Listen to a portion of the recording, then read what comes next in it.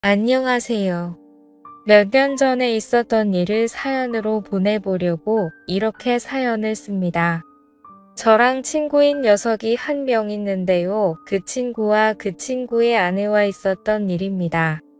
한참 코로나 바이러스 때문에 밖에서 술을 마시거나 각종 모임을 하기가 껄끄러울 때 있었던 이야기입니다. 아무래도 영업시간 제한이 있어서 밖에서 술을 마시기가 어려웠잖아요. 지금은 조금 완화가 됐긴 하지만 언제 또 영업 제한이 걸릴지 모르겠네요. 아무튼 그런 영업 제한 때문에 편하게 술 마시기도 어렵고 그래서 친구네 집에서 술을 마셨습니다. 그 친구는 저와 군대 동기에다가 5년 전 전역한 이후에도 꾸준히 연락하고 지낸 매우 가까운 사이입니다. 저와 친구는 군대 전역 후에 빨리 취업을 하게 됐고 각자 여자친구가 있어서 빨리 결혼까지 하게 됐네요. 그래서 어린 나이에 집안의 도움을 많이 받아서 빨리 결혼을 할 수 있게 됐고 지금은 나름대로 행복한 가정을 꾸리고 살고 있습니다. 저와 친구가 친한 사이였기 때문에 친구의 아내도 제 아내와 무척 가까웠습니다. 우리는 서로의 집으로 가며 부부 동반 모임을 즐겼지요. 함께 여행도 많이 가고 캠핑도 몇 번 갔습니다. 그렇게 가깝게 지내다 보니 뭘 하더라도 같이 하게 되는 경향이 좀 생기더라고요. 그러던 어느 날 제가 친구 아내에게 느껴서는 안 될 감정을 느끼게 된 계기가 있습니다. 스스로 생각해도 참 한심하고 위험하다는 생각이 드는데 그때는 참으로 모든 게 혼란스러웠습니다. 문제의 발단은 한 달 전 저녁이었습니다. 우리 부부와 친구네 부부가 백화점에서 쇼핑하다가 우연히 서로를 만났고 함께 쇼핑을 하다가 저녁까지 먹게 된 겁니다. 백화점은 해운대 센텀시티에 있는 신세계 백화점이었는데 거기에 음식점이 많이 있거든요. 워낙에 백화점이 크다 보니 쇼핑하는 데에만 엄청난 시간이 걸렸고 발도 아프고 해서 따로 어디 가지 않고 백화점 안에 있는 식당가에서 함께 저녁을 먹으며 여러 대화를 이어갔습니다. 식사를 거의 다 할 때쯤 친구의 아내가 잠시 화장실에 다녀오겠다며 급히 일어서더군요. 그렇게 5분쯤 지났을 때 마침 저도 화장실이 급해 겸사겸사 일어났지요. 밥 다 먹고 운전도 해야 하는데 본격적으로 운전하기 전에 깔끔하게 화장실 다녀오는 게 좋잖아요. 그런데 화장실을 가던 중 통로 앞에 넘어져 있는 친구의 아내를 본 겁니다. 저는 화들짝 놀라서 친구의 아내에게 달려가 왜 그러냐고 물어봤는데 여기 청소를 해서 그런지 바닥이 너무 미끄러워서 넘어졌다고 하더라고요. 근데 다리가 아픈지 끙끙거리면서 제대로 일어서지를 못했습니다. 그래서 발목이 너무 아프다며 일단은 근처의 의자로 친구의 아내를 옮겼습니다. 저는 친구에게 전화해 지금 재수씨가 발목을 삐어서 편한 신발을 신어야 할 것 같다며 차에 가서 편한 슬리퍼 같은 신발 있으면 가져와 달라고 말했고 친구가 올 때까지 일단 응급처치를 해야겠다고 생각했습니다. 발목 쪽을 만져보니 통증을 너무 강하게 느끼길래 일단 신발을 벗자고 말했습니다. 그렇게 친구의 아내 신발을 벗기는데 저도 모르게 시선이 친구 아내의 발과 다리로 향하더군요. 제 아내보다 하얗고 일자로 예쁘게 뻗은 그녀의 다리는 저의 시선을 완전히 사로잡았고 그녀의 예쁜 발이 꼼지락거리는 게 너무 눈에 들어오더군요.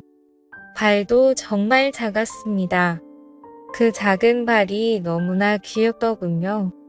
저는 친구 아내의 다리를 보면서도 안 된다고 생각했으나 자꾸만 몹쓸 눈길에 평정심을 잃었습니다. 아프냐고 물어보는 걸 핑계로 저는 그녀의 발과 다리를 주물럭거렸습니다. 그렇게 발목과는 상관없는 곳을 계속 손으로 주무르다 보니 친구의 아내가 이제 좀 그만 만지면 안 됐냐고 하는 겁니다. 그래서 저는 당황하며 그런 게 아니라 혹시나 다른 데가 또 아프지 않을까 해서 그렇다며 말도 안 되는 변명을 늘어놨습니다. 그러자 친구의 아내는 피식 웃으며 예뻐서 그렇게 만지는 거 아니냐며 웃음을 보이더군요.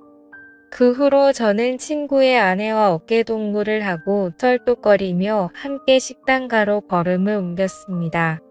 가는 도중 분위기가 냉랭한 것이 뭔가 서먹했는데 어느 순간 그녀가 제게 이렇게 발이랑 다리를 주물럭거릴 정도로 예뻤냐고 다음에 술 한 번 사줘야겠다면서 기분이 좋다는 걸 표현하더군요. 그러면서 저에게 자신의 휴대폰 번호를 가르쳐준 친구의 아내 얼떨결에 저는 친구 아내의 핸드폰 번호를 땄습니다. 친구는 어떻게 된 일인지 저희에게 물었습니다. 화장실 앞에 청소를 해놔서 그런지 물이 흥건했는데 구두를 신고 있어서 미끄러진 것 같다고 말했습니다. 그렇게 재수 씨는 슬리퍼를 신었고 친구는 제게 고맙다는데 순간 그 친구에게 미안하더군요. 저는 친구 사이에 고마운 게 뭐가 있냐며 괜찮다고 했더니 이번 저녁은 자기가 무조건 사겠다고 합니다. 화장실에 다녀온 저는 다시금 후식을 먹기 위해서 숟가락을 들었고 제 아내와 친구 아내와 함께 즐거운 대화를 이어갔습니다. 그날은 술도 빠지지 않았지요. 그렇게 즐겁게 마무리를 하고 집으로 돌아왔습니다. 그 뒤로 3일 정도가 지났을 때 이상하게 자꾸 그녀가 생각나서 결국에는 연락을 해봤습니다. 발은 괜찮냐고 병원 안 가봐도 되겠냐면서 그런 시시콜콜한 문자를 주고받았어요. 각자 배우자도 있는 사람들이 이게 뭐 하는 짓인가 싶겠지만 무언가 서로를 끌려하고 있다는 게 느껴지는 그런 기류가 있었습니다. 그렇게 우리는 일주일 넘게 배우자 모르게 서로의 연락을 은밀히 주고받았습니다. 어쨌건 그렇게 연락을 좀 하는데 친구 아내가 저에게 매우 적극적이라 혼란스러웠습니다. 문자를 몇 번 주고 받지도 않았는데 그 뒤로는 요즘에 뭐 하는지 별일 없는지 시간 있으면 술 한잔 하자는 식으로 여러 번 말을 하는 거예요. 그렇게 친구의 아내를 따로 만났습니다. 이렇게 친구의 아내와 밖에서 따로 만나는 건 확실히 바람피는 기분이 들어서 최대한 그런 느낌을 주지 않으려고 노력했습니다. 아내 얘기를 많이 했고 앞으로 아이 계획도 얘기하면서 최대한 상대방과 거리를 두려고 의도적으로 노력했죠. 그리고 서로의 대화가 한참이던 때 느닷없이 그녀의 발이 저를 건들고 있더라고요. 너무 어이가 없고 이 사실이 믿기지 않더군요. 그녀를 마주보고 대화하던 제 얼굴은 크게 일그러졌고 친구 아내는 저를 보며 도발하는 눈빛을 날렸습니다. 초저녁에 만나서 그렇게 간단하게 자리를 가지려고 했는데 계속 이렇게 하다가는 뭔가 사고를 칠 것만 같아서 저는 급하게 집으로 가야 한다며 집으로 돌아갔습니다. 솔직히 너무 무섭더군요. 그녀는 정말 친구에게는 과분하다는 생각이 들 정도로 아름다운 미녀인데 왜 갑자기 저한테 그렇게 대놓고 도발을 하는지 믿을 수도 없었고 그럼 그녀의 태도를 어떻게 받아들여야 할지 혼란스럽기만 했습니다. 그렇게 안절부절 못하면서 휴대폰만 보고 있었는데 어느새 시간은 12시쯤이 되었고 마음이 심란해서 잠이 오질 않더군요. 그런데 느닷없이 어디선가 전화가 걸려오는 겁니다. 친구 아내였습니다. 저는 전화를 받지 않으려고 했으나 자꾸만 걸려오는 전화에 난감했습니다. 제 아내는 이 아심한 밤에 누구냐며 짜증을 냈고 저는 회사 상사 전화하며 거실로 나와 걸려오는 전화를 속삭이며 받았습니다. 이렇게 늦은 시간에 왜 자꾸 전화하냐고 말했습니다. 그러자 한동안 말이 없던 그녀는 남편이 오늘 급하게 출장 때문에 지방으로 내려간다며 우리 집으로 오라고 하더라고요. 저는 가지 않겠다고 대답하고 전화를 끊었지만 마음이 너무 혼란스러웠습니다. 사실은 미치도록 가고 싶었습니다. 도저히 그녀의 유혹을 떨쳐내기가 쉽지 않더라고요. 앉아서 10분 동안 안절부절하며 생각만 한 것 같습니다. 이건 마치 하늘이 준 기회라고 생각했거든요. 아직 혈기왕성한 어린 나이에 한 명이라도 더 경험하는 것이 하늘이 나에게 준 축복이 아닐까 하는 생각이 들었습니다. 결국 도저히 그 유혹을 떨쳐버릴 수 없었습니다. 저는 자고 있던 아내 귀에 대고 회사에 급한 일이 있어 나가봐야 한다고 둘러대며 급히 옷을 입었습니다. 그렇게 집에서 나온 저는 친구네 집으로 향했습니다. 친구의 집 앞 대문에 서서 가만히 있었습니다. 항상 이곳을 올 때면 친구가 저를 반겨줬는데 오늘은 친구가 아니라 친구의 아내가 저를 반겨주겠다는 생각이 들더군요. 한편으로는 마음이 참 씁쓸했습니다. 그렇게 집으로 들어가 현관을 지나 거실로 들어서니 촛불이 켜져 있었고 와인까지 준비되어 있었습니다. 그 광경을 보고 저는 정말 두근거리더라고요. 친구의 아내 뒷모습을 보고 그 생각이 들더라고요. 이렇게까지 마음먹고 바람을 피려고 하는 저 여자의 정체가 도대체 뭔지 궁금했습니다. 만반의 준비를 하고 친구의 남편을 고시는 여자가 정상이라고 생각이 들지 않았거든요.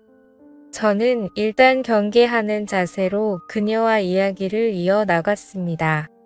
그녀의 이야기를 들어보니 충격적인 사실을 한 가지 알게 됐습니다. 자기가 지금 이러는 이유는 자신의 남편이 먼저 바람을 폈기 때문이라는데요. 남편은 어느 순간부터 출장을 굉장히 많이 가기 시작했고, 그런 남편이 의심스러워서 남편의 휴대폰을 조금씩 봤다고 하더라고요. 근데 남편의 휴대폰에는 직장 동료와 주고받은 연락이 상당히 많았는데 그 중에 몇 명의 후배와 나눈 연락은 느낌이 많이 달랐다고 합니다. 심지어 한 명의 후배와 바람을 피운 게 아니고 여러 명의 여자와 동시에 바람을 피우고 있었던 겁니다. 그러니까 그렇게 출장을 핑계대며 항상 외박을 했던 것이었어요. 그래서 자기도 바람을 필 생각으로 저에게 도발을 했다고 말하더라고요. 그렇게 그녀의 이야기를 한동안 듣던 저는 와인에 취해 친구 아내와 건너서는 안 될 강을 건너게 되었습니다.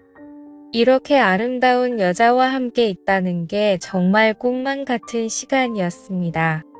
정말이지 행복하더군요. 한참 시간이 지나고 배가 고프다고 했더니 친구 아내는 찬밥밖에 없다며 배달 음식을 시켜주겠다고 했으나 저는 김치가 있다면 그냥 볶아달라고만 했습니다. 음식 투정 부리지 않고 잘 먹는다면서요. 그렇게 저는 친구 아내가 만들어준 볶음밥을 먹는데 음식 솜씨도 얼굴만큼이나 정말 훌륭하더군요. 별거 아닌데도 말이죠. 그날 이후로 그렇게 몇 달이 지나고 여름 휴가를 받게 되는 날이었습니다. 제 친구 녀석은 아니나 다를까 여름 휴가를 받아놓고는 또 장기 출장을 핑계로 누군가와 제주도 여행을 갔더라고요.